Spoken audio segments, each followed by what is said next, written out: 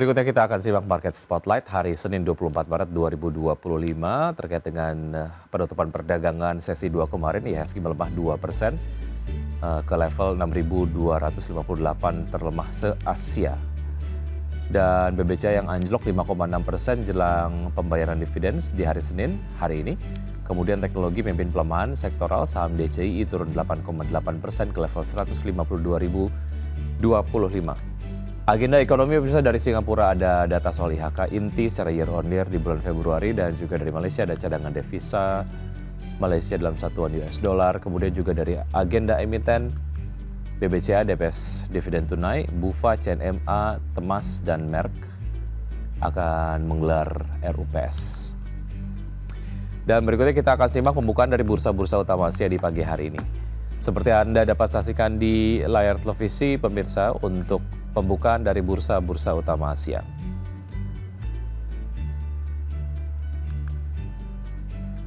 Bursa-bursa utama Asia.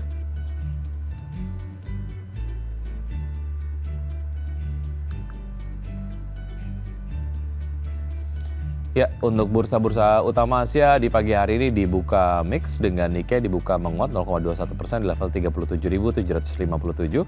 SCI Singapura dibuka melemah 0,11% di level 3.922. Dan Kospi Korea dibuka menguat 0,15% di level 2.647 dan Hang Seng Hong Kong dibuka menguat 0,25% di level 23.749.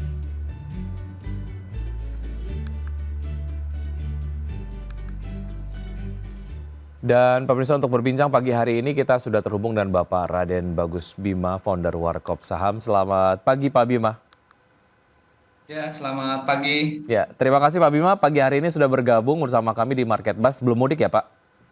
Ya, belum. Belum ya, oke. Sama seperti teman-teman jurnalis di IDX Channel belum mudik karena kita libur nanti tanggal 29 ya, hari Sabtu ini. Baik. Pak Bima, sambil menunggu masa-masa mudik dan juga mungkin untuk beberapa teman-teman masih menunggu THR cair begitu ya.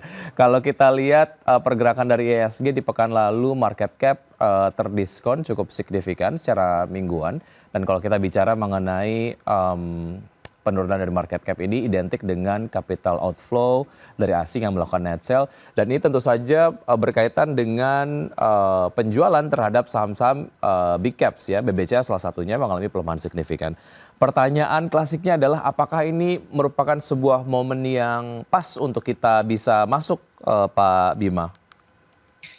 Ya, saya pikir kalau pertanyaannya terkait dengan kita bisa masuk atau tidak, saya pikir ini kita bisa manfaatkan ya momen ini. Karena sebagaimana kita tahu penurunan dari IHSG ini diawali dari awal pekan kemarin ya, di hari Selasa, di mana IHSG turun sampai minus 5%. Lalu ditutup di akhir minggu di hari Jumat kemarin ada rebalancing FTSE. Jadi saya pikir ini sentimen beberapa sentimen yang memang terakumulasi dalam seminggu terakhir kemarin. Jadi saya pikir di pekan ini ya semoga saja tidak berlanjut ya sentimen negatifnya. Dan kalau kita lihat kemarin cukup banyak saham-saham big caps yang mengalami koreksi itu di last minute ya di hari Jumat kemarin karena dari balancing FTSE, termasuk diantaranya misalkan di saham BBCA dan lain-lain yang nilai rebalancingnya itu net sell-nya sampai di atas 1 triliun, dan itu tidak hanya ada di satu saham gitu, ada di beberapa saham. Jadi saya pikir momen ini bisa kita manfaatkan untuk bisa kita ambil kesempatan untuk technical rebound ya untuk di pekan ini, untuk di awal pekan terutama. Secara fundamental sebetulnya ada hal yang perlu dikhawatirkan nggak, Pak Bima, menurut Anda? Atau kayak ini hanya kemudian teknikal saja karena Anda memproyeksikan akan terjadi rebound di pekan ini menuju libur Lebaran? Ya, ya, saya pikir secara fundamental harusnya kita masih cukup yakin ya. Sebagaimana kita tahu bahwa yang pas kita ambil tidak hanya di emitennya saja, tapi di regulator kita pun pada saat IHSG kemarin minus 5%, di besok harinya langsung mengadakan konferensi pers gitu, memaparkan beberapa kebijakan. Ini artinya walaupun kondisi market kita menurun, tapi kita masih masih mendapatkan perhatian ya dari regulator. Hmm. Lalu kalau kita lihat dari sisi emitennya, ya, seperti misalkan beberapa big caps yang masih memiliki laba yang nilainya masih cukup besar, walaupun ada penurunan, tapi kita lihat misalkan di saham BBCA yang 2 bulan ini dari sisi laporan keuangannya masih bertumbuh sangat baik. Jadi saya pikir penurunan harga saham ya, terus kita lihat dari sisi naiknya laporan keuangan yang masih bertumbuh. Jadi saya pikir ini bisa menjadi kesempatan ya untuk kita akumulasi di saham-saham big caps tertentu yang memiliki laba yang masih positif. Baik, kalau kita gali dari POV ataupun mungkin point of view dari teman-teman pasar sendiri, kalau kita lihat beberapa waktu yang lalu ada statement-statement yang kurang lebih nyeleneh lah terkait dengan pasar modal di Indonesia. Sejauh mana ini kemudian cukup mengarahkan kepada sebuah kesimpulan terkait dengan concern ataupun mungkin perhatian dari pemerintah sendiri kepada pasar modal di Indonesia begitu. Dan apa yang sebetulnya sebaiknya pemerintah ambil pelajaran dari kemudian reaksi yang kemarin terjadi, Pak Bima?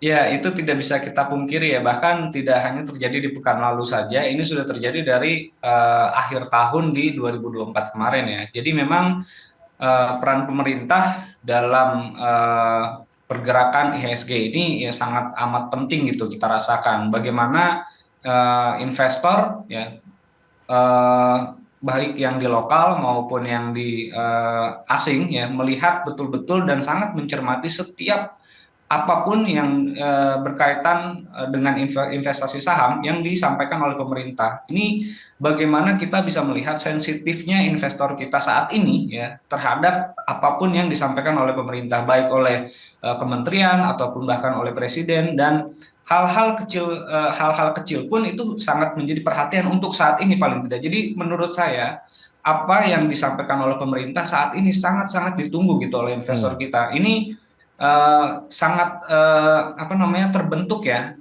dengan sendirinya bahwa market menginginkan adanya kebijakan-kebijakan yang mungkin kemarin sudah disampaikan memang ya terkait dengan adanya buyback tanpa didahului oleh RUPS. Ini merupakan salah satu sinyal positif, tapi tidak cukup sampai di situ. Investor ingin sesuatu yang lebih bisa meyakinkan kembali gitu terhadap investor asing, karena biar bagaimanapun porsi dari investor asing yang keluar yang seperti tadi di awal sudah disampaikan sudah relatif sangat besar. Oke, net foreign sale kemarin belum menunjukkan kalau asing, cukup yakin ya Ya, menurut Anda, Pak Bima? tentu saja memang investor asing melakukan penjualan bahkan tidak hanya di pekan lalu ya. Kalau kita ambil jauh lebih panjang lagi dari awal tahun, tentu saja ini seharusnya menjadi perhatian yang cukup serius ya. Apalagi kalau kita tahu ya, hal ini mungkin tidak hanya eh, persoalan satu atau dua hal gitu. Ini juga terkait dengan yang kemarin ada informasi terkait penurunan pendapatan negara, lalu bagaimana nilai rupiah kita ini sekarang jadi cukup nyaman gitu di 16.500, padahal ini adalah level-level yang sangat tinggi yang seharusnya bisa menjadi perhatian sangat penting ya untuk investor. Ya, saya rasa kita semua kemudian setuju apa yang terjadi di IHSG ataupun mungkin fluktuasi yang sangat volatile di IHSG ini cukup menggambarkan ataupun mungkin mencerminkan kepercayaan investor dan juga kondisi ekonomi yang ada di Indonesia. Jadi kemudian ini memang patut diperhatikan begitu ya oleh stakeholder, salah satunya adalah oleh pemerintah begitu. Oke, tadi Anda sampaikan bahwa melihat potensi ke depan akan terjadi potensial upside. Tapi kalau kita lihat secara historis sebetulnya kalau jelang Lebaran biasanya pergerakan market itu seperti apa dan secara historis apakah kemudian selalu terjadi pengulangan pola, Pak Bima?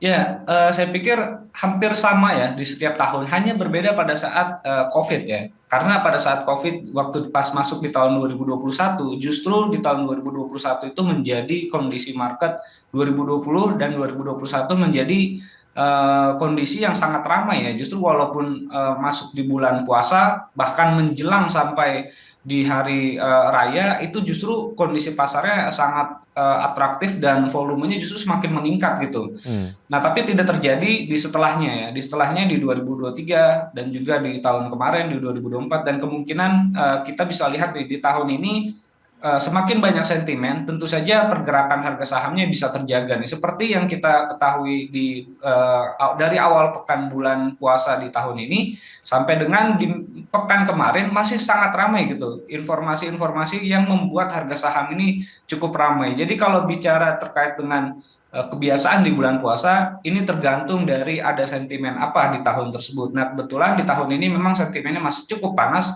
sehingga kondisi marketnya pun masih cukup volatile. Ditambah lagi di pekan-pekan ini kita masih diwarnai dengan informasi mengenai buyback dan juga investor masih ditakutkan dengan adanya net sell asing yang masih Baik, berlanjut bahkan semakin besar gitu seperti yang terjadi di Jumat kemarin. Jadi oke. ini masih akan tetap kondisinya masih ramai ya menurut saya di 4 hari terakhir ini. Baik, perdagangan di pekan ini kalau tidak salah sampai dengan Kamis ya, Pak Bima ya. Iya Jadi mungkin betul. secara termin investasi dapat kemudian diperhatikan. Baik, usai jeda kita akan mulai dengan pembahasan sedikit mengenai BBCA ataupun mungkin rekomendasi Anda terkait dengan BBCA dan juga IPO dari UP menarik atau enggak Pak Bima. Kita akan lanjutkan usai jeda berikut ini dan pemirsa tetap bersama kami akan segera kembali.